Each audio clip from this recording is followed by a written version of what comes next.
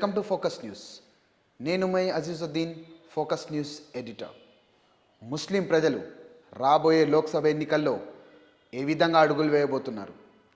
BRS పార్టీకి వెన్నుదలుగా ఉంటారా, లేదా కాంగ్రెస్ పార్టీ వైపు మొగ్గు చూపుతారా, లేదా రెండు పార్టీలకు చీలి తన ప్రాబల్యం లేకుండా చేసుకుంటుందా? గత అసెంబ్లీ స్థానాల్లో చూసుకున్నట్టయితే 7 శాసనసభ్యులున్న ఎంఐఎం పార్టీని వదిలిపెట్టినట్టయితే బీఆర్ఎస్ పార్టీలో ఏ ఒక్క శాసనసభ్యుడు మైనార్టీ వర్గానికి సంబంధించింది లేదు. అంతేకాకుండా కాంగ్రెస్ పార్టీలో కూడా ముస్లిం ప్రజలు చేసుకున్న తప్పుకు ఈరోజు అసెంబ్లీలో ఏ ఒక్క ముస్లిం అభ్యర్థి శాసనసభ్యుడిగా ఎన్నుకోకపోవడం అది ముస్లిం ప్రజలు చేసుకున్నటువంటి తప్పే. ఈరోజు ఎంఐఎం పార్టీ తన ఓటు బ్యాంకు నిలుపుకోవడానికి కేవలం ఓల్డ్ సిటీలోనే ఉంటూ తన రాజకీయ ప్రాబల్యాన్ని కేవలం ఓల్డ్ సిటీ వరకే పరిమితం చేసుకుంటుంది. అలాంటి పార్టీకి సంబంధించినటువంటి 7 శాసనసభ్యులు ముస్లిం వర్గాలకు ఏ విధంగా కూడా ఉపయోగపడరు. అది ముస్లిం ప్రజలకు కూడా తెలుసు. కానీ ముస్లిం ప్రజలు ఈ ఎన్నికల్లో చేసిన పొరపాట్లు మళ్ళీ లోక్సభ ఎన్నికల్లో చేస్తున్నారా, చేయబోతున్నారా, లేదా ఇప్పటికైనా తెలివితేటలతో ప్రదర్శించి రాబోయే ఎన్నికల్లో, పార్లమెంట్ ఎన్నికల్లో ఏ వైపు మొగ్గు చూపుతాయి? ఒకసారి ముస్లిం ప్రజలు కూడా ఆలోచించుకోవాలి. అవకాశాలు ముస్లిం సంబంధించినటువంటి అభ్యర్థులకు చాలా తక్కువగా ఉంటుంది. అలాంటి తక్కువ దాంట్లో కూడా అభ్యర్థులను గెలిపించుకోవడంలో ముస్లిం వర్గాల ప్రజలు కూడా ఓడిపోతున్నారు. వాళ్ళు సరిగైనటువంటి ప్లాన్లు చేసుకోకుండా తమ కొద్ది శాసనసభ్యులను కూడా ఈ ఎన్నికల్లో ఓడించుకున్నారు. ఎంఐఎం పార్టీ బీఆర్ఎస్ పార్టీతోటి జత కట్టిందే. కామారెడ్డికి సంబంధించి ఎప్పటి నుంచో షబ్బీర్ అలీ కంచుకోటగా నిలిచింది. అక్కడ కేసీఆర్ గారు నిలబడతా అంటే ఓవైసీ ఎందుకు అడ్డుకోలేదు? ఒక్క మైనార్టీకి సంబంధించినట్టు ఒక సీటును ఒక వ్యక్తి కోల్పోతాడన్న కూడా ఆలోచన లేకుండా అక్కడ కేసీఆర్ గారు నిలబడ్డారు. అయినప్పటికీ వేరే కాడ నిలబడ్డ షబ్బీర్ అలీని కూడా ముస్లిం ప్రజలు ఏ విధంగా తన గెలుపుకు ప్రయత్నించుకోలేదు. అంతేకాకుండా జూబ్లీ హిల్స్ సంబంధించి ప్రముఖ క్రికెటర్ అజారుద్దీన్ నిలబడ్డా కూడా ముస్లిం ప్రజలు తనకు సంబంధించినటువంటి అభ్యర్థులని ఓడించుకున్నారు. ఈరోజు ఈ చేసిన పొరపాట్లే అసెంబ్లీలో ముస్లింకు సంబంధించినటువంటి ఏ ఒక్క శాసనసభ్యుడు లేకపోవడం, ఈరోజు మంత్రి కూడా లేకపోవడం దానికి చేసుకున్న పొరపాట్లే. ఈరోజు అదే షబ్బీర్ అలీ గారే అజారుద్దీన్ గెలిస్తే ఈరోజు మినిస్టర్గా ఉండేవాళ్ళు. బీఆర్ఎస్కు సంబంధించినట్టు ఒకే ఒక్క అభ్యర్థిని, బోధనకు సంబంధించిన షకీల్ని బీఫామ్ ఇవ్వడం జరిగింది. కాంగ్రెస్ పార్టీ 3 అభ్యర్థులను నిలబెట్టింది. ఒకటి షబ్బీర్ అలీ అయితే, 2 అజారుద్దీన్, 3వది నాంపల్లి నుంచి ఫిరోజ్ ఖాన్. ఈ 3 కూడా ముస్లిం వర్గాలు ఏ విధంగా కూడా ప్రయత్నించి తన అభ్యర్థులను గెలిపించుకోలేదు. ఈరోజు అధికారంలో ఉన్నా కూడా ఒక మంత్రి కూడా లేకుండా పోయారు. ఇది చేసుకున్న పొరపాట్లే. ముస్లిం ప్రజలు ఎప్పుడు తన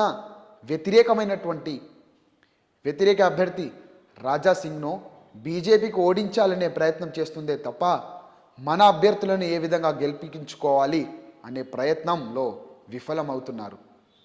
ఈరోజు ముస్లిం వర్గాల ప్రజలు ఆలోచించుకోవాలి. ముస్లిం ప్రజలు ఆలోచించుకోవాలి, కళ్ళు తెరవాలి. ఒక వ్యక్తికి సంబంధించో ఎక్కడైతే తన వ్యక్తికి సంబంధించి ఎక్కడైతే అభ్యర్థి ఉన్నారో రాష్ట్రంలో ఉన్నటువంటి ఏ ముస్లింలు కూడా తన గెలుపుకు సహకరించుకోలేదు. తన పరిధిలోనే ఉండి తన పరిధిలో ఉన్నటువంటి బీజేపీ అభ్యర్థిని ఓడించాలని దృక్పథంతో ఉండారు తప్ప తన అభ్యర్థులు ఉన్న 3 షకీల్ని కలుపుకుంటే 4 బీఆర్ఎస్ పార్టీకి సంబంధించినటువంటి ఒక అభ్యర్థి అయితే కాంగ్రెస్ సంబంధించినటువంటి 3 అభ్యర్థులు. మొత్తం 119 స్థానాల్లో 7 స్థానాలు వదిలిపెట్టుకోండి, అది ఉన్నా లేనట్టే. వాళ్ళు ఎలాగా ముస్లిం సంబంధించినటువంటి సమస్యల మీద పోరాడరు. కేవలం ఓల్డ్ సిటీకి సంబంధించినటువంటి అతి కొన్ని విషయాలను పరిగణన తీసుకొని అసెంబ్లీలో చర్చలు జరిపిస్తారు తప్ప ఏ విధంగా ముందుకు కదలరు. అలాంటి వాళ్ళతో ఏ ప్రయత్నం లేదు. ఎంఐఎం పార్టీ ఎప్పుడు కానీ అధికార పక్షం వైపే ఉన్నప్పటికీ అధికారం ప్రభుత్వంలో మంత్రి తీసుకోదు, మంత్రి స్థానాలను తీసుకోదు. ఏ విధంగా రాష్ట్ర వ్యాప్తంగా తన ముస్లిం సంబంధించినటువంటి సమస్యలను పరిష్కరించుకోవడంలో మంత్రి ఉండాల్సిన అవసరం ఎంతైనా ఉంటుందని కూడా వాళ్ళు గ్రహించరు. ప్రభుత్వంలో వాళ్ళు మంత్రి పదవులు కానీ ఎలాంటి స్థానాలను తీసుకోరు. ఏమన్నంటే మేము ఎవరికి కూడా ప్రభుత్వంలో ఉండం, కానీ ప్రభుత్వాన్ని నడిపించే స్థాయిలో ఉన్నామని పెద్ద పెద్ద మాటలు మాట్లాడతారు తప్ప అలాంటి వాళ్ళతోటి తెలంగాణ ప్రజలకే కానీ భారతదేశ ముస్లిం ప్రజలకే కానీ ఎలాంటి లాభం ఉండదు. ఆ 7 స్థానాలు మొదలుపెట్టేసుకుంటే 112 స్థానాలు, 112 స్థానాల్లో కేవలం 4 ముస్లిం అభ్యర్థులు నిలబెట్టిస్తే ఆ 4 కూడా గెలిపించుకోలేనటువంటి ముస్లిం ప్రజలు కళ్ళు తెరవాలి. ఇప్పటికైనా కళ్ళు తెరవండి. రాబోయే పార్లమెంట్ ఎన్నికల్లో ఏ విధంగా మీ స్థానాలు పరిమితమవుతాయో ఆ విధంగా ఆలోచన చేసి ముందుకు కదలాల్సిన అవసరం ఉంటుంది. ఈరోజు ఎంతోమంది అడుగుతున్నారు, కాంగ్రెస్ పార్టీలో మంత్రి పదవి ముస్లిం ప్రజలకు ఇవ్వలేదని, ముస్లిం ఏ అభ్యర్థికి కూడా మినిస్టర్ ఇవ్వలేదని గొప్పగా చెప్పుకుంటున్నారు. చెప్పడానికన్నా మనకన్నా ఇంగిత జ్ఞానం ఉండాలని అంటాను నేను. అది బీఆర్ఎస్ పార్టీకి సంబంధించిన నాయకులే కానీ, కాంగ్రెస్ పార్టీకి సంబంధించిన నాయకులే కానీ, వేరే ప్రజలే కానీ కనీసం ఇంగిత జ్ఞానం ఉండాలి. మనం చేసుకున్న అతి తెలివో, లేకుంటే మూర్ఖత్వమో, లేకుంటే అలసత్వమో ఇవన్నీ కలుపుకుంటే ఈరోజు అసెంబ్లీలో ఏ ఒక్క ముస్లిం అభ్యర్థి ఈరోజు ఉండకపోవడం నిజంగా అది ఒక వెలితే. ఇప్పటికైనా ముస్లిం ప్రజలు ఆలోచన చేసుకోవాలి. ఏ విధంగా ముందుకు కదిలితే ముస్లిం ప్రజల యొక్క ఏ ఒక్క వ్యక్తి అయినా ఒకడు ఉంటారు, మా సమస్యల మీద పోరాడుతారు.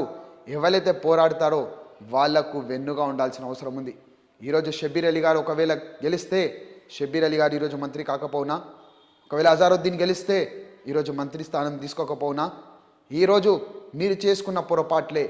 జూబ్లీ హిల్స్లో ఉన్నటువంటి ముస్లిం వర్గాల ప్రజలకి నేను ఈరోజు ఫోకస్ న్యూస్ ద్వారా అడుగుతున్నాను, ఒకవేళ మీరు ఆలోచన చేసి ఉంటే అక్కడ నా అభ్యర్థి కాబట్టి నేను గెలిపించుకునే ప్రయత్నం చేస్తానని ఆలోచించుకున్నట్టయితే ఈరోజు అజారుద్దీన్ మంత్రి కాకపోవునా.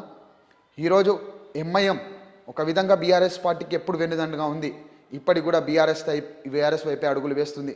అలాంటి క్రమంలో వాళ్ళు కేసీఆర్ గారిని కామారెడ్డి నుంచి ఎందుకు ఆపలేదు, కామారెడ్డి నుంచి నిలబడడానికి అద్దను ఎందుకు అడ్డుకోలేదు, ఒక మైనార్టీకి సంబంధించినటువంటి షబ్బీర్ అలీ స్థానాన్ని నిజంగా కావాలని అక్కడి నుంచి నిలబడ్డలేదా? అటు కేసీఆర్ గారు ఓడిపోతారు, ఇక్కడ షబ్బీర్ అలీ గారు ఓడిపోతారు, అటు బీజేపీకి లాభం జరగలేదా? ఈరోజు ఇవన్నీ ఆలోచన చేయండి. రాబోయే పార్లమెంట్ ఎలక్షన్లోనైనా ముస్లిం ప్రజలు కళ్ళు తెరవాలి. ఏ ఒక్క పార్టీ దిక్కన నిలబడండి, బీఆర్ఎస్ పార్టీ దిక్కన నిలబడండి, లేదా కాంగ్రెస్ పార్టీ దిక్కన నిలబడండి. రెండుగా చీలితే ఏ విధంగా లాభం ఉండదు.